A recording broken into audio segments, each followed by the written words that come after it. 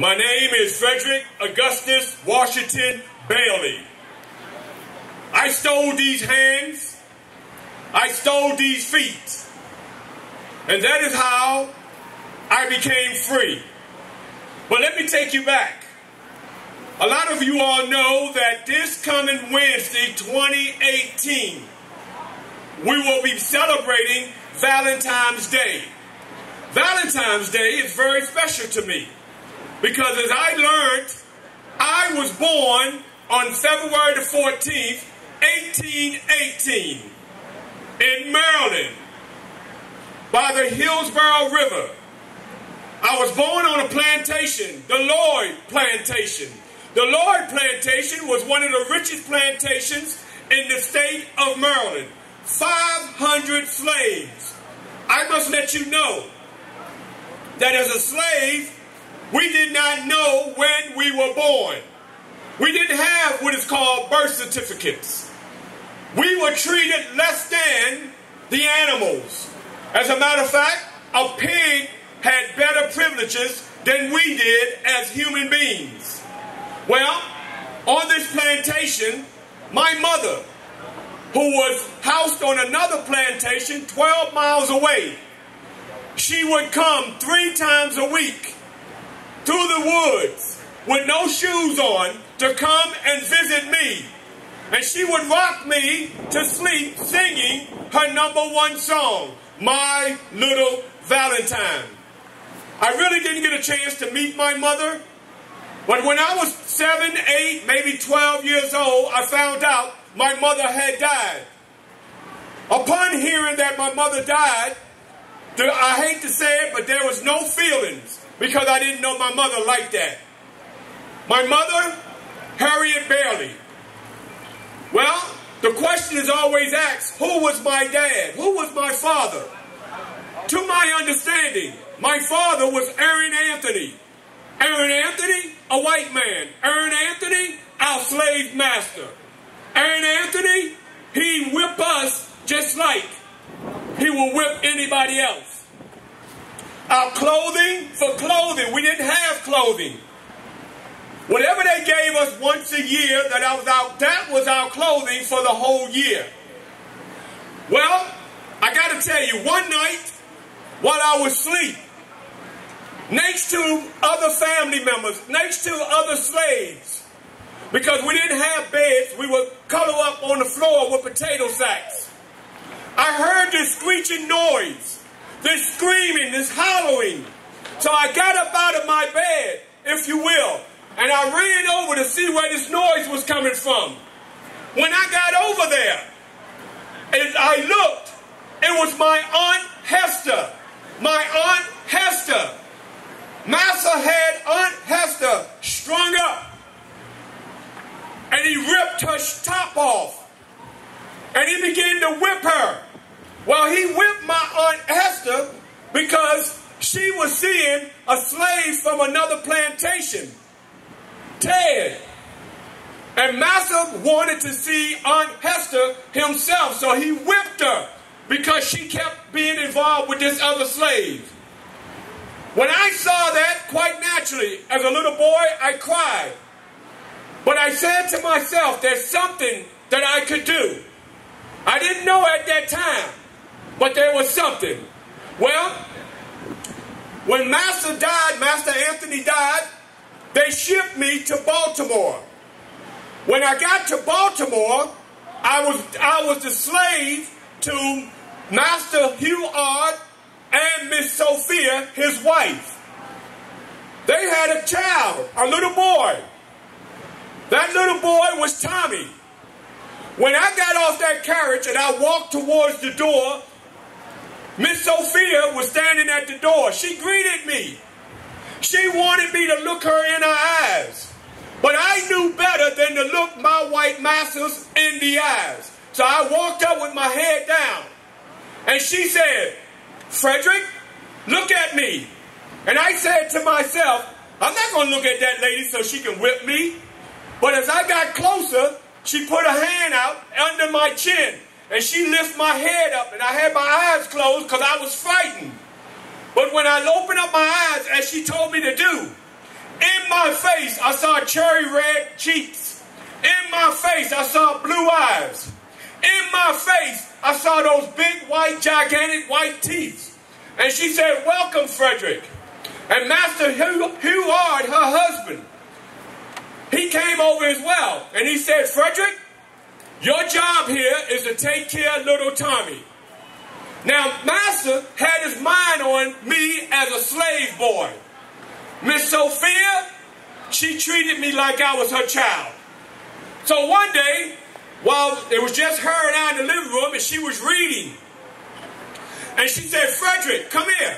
So I got next to her, and we started, and she was teaching me how to read. Can you imagine that? You're not supposed to teach slaves how to read, but she was teaching me how to read. Well, one day, as we were having reading lessons, Master Heward came in the door.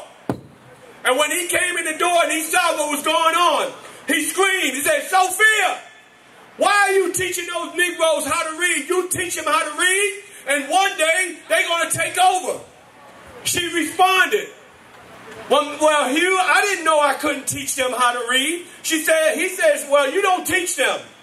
And then he walked over to me and he said, Frederick, you're not here to read. Don't never let me catch you reading again. My response, ladies and gentlemen, Master, I hate reading. Master, I'm never going to read again. Master, you will never find me reading because I hate reading. He said, that's right, because if I catch you reading again, I'm going to whip you. I said, yes, Master, I'm never going to read. Well, ladies and gentlemen, I have you to know, when he walked from in my presence, my little mind clicked on. You're right, he will never catch me reading. The key word, catch. Well, because I'll let you know this. When little Tommy would come home with his books, take them upstairs in his room, the family would disappear. Guess what I would do? Let me show you what I would do. I would sneak upstairs to that room, and I would open those books, and I would begin to read. And when they come home or I hear them coming in the door, I close those books and I run downstairs like what? I wasn't doing anything. They also had the audacity to send me to the store. But wait a minute, they will pay me to go to the store. And you know what I would do? I'd go to the kitchen, and I'll break up bread and I'll put them in my pockets. And I would go to that store, and there would be poor little white boys out there. And when I got there, those poor little white boys, ladies and gentlemen, they were hungry. I was hungry, but we were hungry for two different things. They were hungry for food, and I was hungry for knowledge. So I would trade off with them. As a matter of fact, I am the one that created the barter system. So as time went on, it got to the point where Master had realized I had became too smart. So they sent me to another master, Master Corvée. They called him the Snake. The minute I stepped on that plantation, he whipped me. He whipped me for 6 months in a row. He broke me. But one day, all it takes is one day, he told me, he said, Frederick, go in the barn and clean up the barn. I said, yes, Master, I'll go clean up the barn. Well, while I was in there cleaning up the barn, he came in. And when he came in, he had a whip. And he threw that whip and he got me behind my leg. I kindly bent down because enough was enough. And I took that whip and I wrapped it around my arm. And for 2 hours, Master and I, we went around. We went around. And when it was all said and done, Master stayed down. I got up. Come on, Doc. And when I got up, Master had the nerve to say, Frederick, you glad, you should be happy. You should be happy because I was tired. I was going to whip you. And I was like, okay, Master, whatever. And as time went on, he would tell me, Frederick, don't have me get at you. In my mind, I would say, Master, you don't want none of this. So the whole time I was there, afterwards, he never touched me. So I was free in form, but I was still a slave in fact. Well, as time goes on, I I met this beautiful young lady. We began to courtship. Her name, Anna Mary. Come September of 1838, she had paid for me to get clothes. She also had bought me a ticket. Ladies and gentlemen, if you take your eyes off of me and you look at my train behind me, this train here is the train that took me to New York City. And I'll never forget that day when I was on the train and the conductor came by and I had on a military suit. And he came up to me and he said, "You got a ticket?" And I was scared. I was nervous. I showed him. It was an eagle. It wasn't a ticket. It was an eagle. I said, "Well, I'm going home because I'm just coming from the Army." He said, "You're in the military?" I said, "Yes, sir." He said, "Okay, you sit here and don't make a noise." I sat there the whole time until we got to New York 24 hours later. Well, when I got to New York, I met this lawyer, this black lawyer who owned a big, large brownstone. He took me in. And when he took me in, we started discussing some facts. Ladies and gentlemen, I told you my name was Frederick Augustus Washington Bailey. After we discussed, my name changed to Frederick Johnson. I told him, I said, "I don't like Johnson." Why? Because too many Johnsons, and you can identify a slave by that Johnson name. So we went on to change it to Douglas with 2 S. And I have you know, when I came downstairs, guess who was sitting downstairs waiting on me? My wife, Anna Mary Douglas. We got married and we went up north. And when we got up to Nantucket, I had the great opportunity to meet a wonderful man, a white man, William Lloyd Garrison, who called me up to speak. I was 23 years old at the time. And I was nervous. And the whole audience was nothing but white people. When I got finished telling them about the slaves in the South, I have you know, all those white people got up and gave me a standing ovation. William Lloyd Garrison, he hired me to go on a 6-month speaking tour. 1845, my first book, The Narrative and Life of Frederick Douglass. Wouldn't you know that all the white people in this country did not believe that I wrote that book? They said there's no way a black man could write a book. Well, I have you know, 8,000 copies of that book was sold. I have you know, that book went into 5 different languages. From there, William Lloyd Garrison came to the house one morning and he said, "Frederick, you must leave." So I got on a ship and I went to New England. I stayed in New England for 2 years.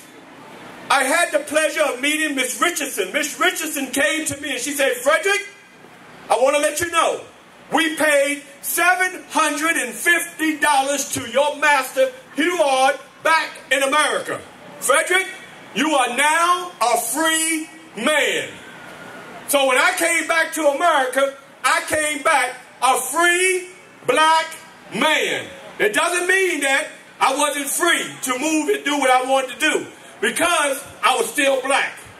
So that means that if I would have went down south, they could have captured me. Well, I moved my family and we went to Rochester, New York. Our house got bombed. You know who bombed our house? The KKK. When they bombed my house, all right, they took away my newspaper, my printing press, and all that was important to me. But the beautiful thing is, July 4th, 1852, they invited me to do a speech. This 4th of July is yours, not mine. Then on top of that, I wound up going, because my time is running, I wound up being invited, you ready for this? To the White House. Come on now. Ladies and gentlemen, I was not invited to the White House to clean the White House. I was not invited to the White House to go into the back door of the White House. Even though when I got to the White House, to the front door, the security, first thing they said was, "Negro, you must go to the back." And I said, "But I'm here to see President Abraham Lincoln." And it just so happened, God is beautiful, it just so happened Mr. President was walking by and he heard my voice. And he said, that sounds like my friend, Frederick Douglass. And when he looked, he came and he hugged me and he said, Frederick, and you should see the security, what they had on their face. Well, anyway, we went to his office, the Oval Office, and we sat there and we talked. And he said, Frederick, I've heard so much about you. You are a great man for what you're doing for your people. How can I help you today? And I said, Mr. President, first of all, thank you for letting me be here today. But I come here to discuss 3 important topics. What are they, Mr. Douglass, Frederick? I said, first of all, the freedom of my people. Second of all, I'd like to talk about black men enlisting in the Civil War. And third of all, I would like to talk to you, Mr. President, about passing a law that all women in this country will be able to vote. Well, he responded, first of all, well, Frederick, my sentiments are the same. I agree with you that we should move forward, that all blacks are free. However, we should wait. So President Lincoln, as he looked down the road, when he said, wait, this is 1862. He's waiting till 1900 before blacks in this country could be free. Well, as we talked, and he said, okay, Mr. Douglass, he shook my hand. Now keep in mind, October 1862. By this time, I'm back up in Rochester. The new year comes in, January 1, 1863. We were all waiting with bated breath for that word.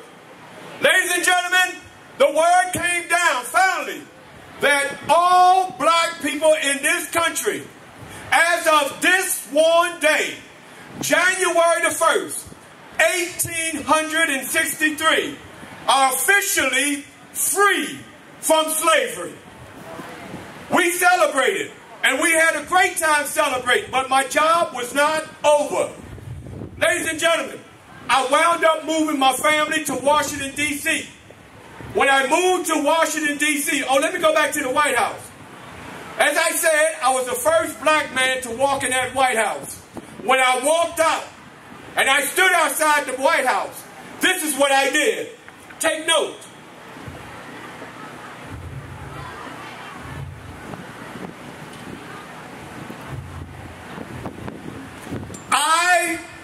As the first black man, I felt big.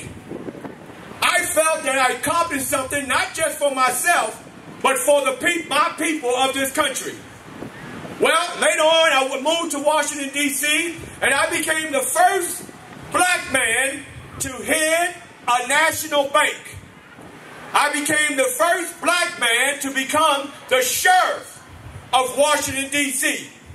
I became the first black man to become the sheriff d'Fort of Haiti. I did that for 2 years, from 1886 to 1888. Well, I have you know, in 1882, my beautiful wife, Anna Mary, she passed away after 40 years of marriage. Let me ask you a question. Anybody ever heard of Harriet Tubman? Anybody ever heard of Harriet Tubman? Well, Harriet Tubman and I became friends. As you know, she started the Underground Railroad. She trained me, and we opened up my house as one of the stops on the Underground Railroad. Okay, of course, I got remarried. Some don't like this, but I got remarried to a young lady 20 years younger than I, Helen Pitts, and yes, she was white. Well, just for the sake of time, February the 20th, 1895, I was at the age of 77, and I was at a women's convention. Now, some of you all probably remember, and some of you all probably have the coins. I was sitting next to my good friend, Susan B. Anthony. Anybody ever heard of her? She was my good friend. She helped me to the carriage, and I went home. Ladies and gentlemen, as I went to take that first step to go up the stairwell, I tripped and I fell. And that's where I had a major heart attack on February the 20th, 1895. I will also let you know that upon my death, I laid in state. I was the first black man to lay in state in the Capitol building. And they had my body there in the Capitol building for a whole week. They had kings and queens from all over the country to come and say goodbye to me. Ladies and gentlemen, if you ever get a chance, I have a mansion right there in Anacostia, Washington. I invite you to come up and see my home. Also, I am buried in Rochester, New York. If you get a chance, please come see me.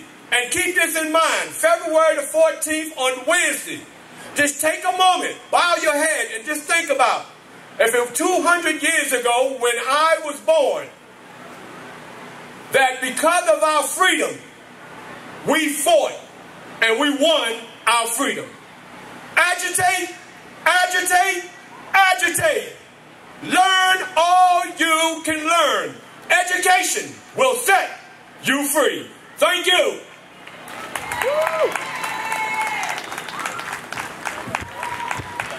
And also, I want to thank, as myself, Donald Dowridge, I want to thank Miss Sharon Moody. Can we give her a round of applause, please?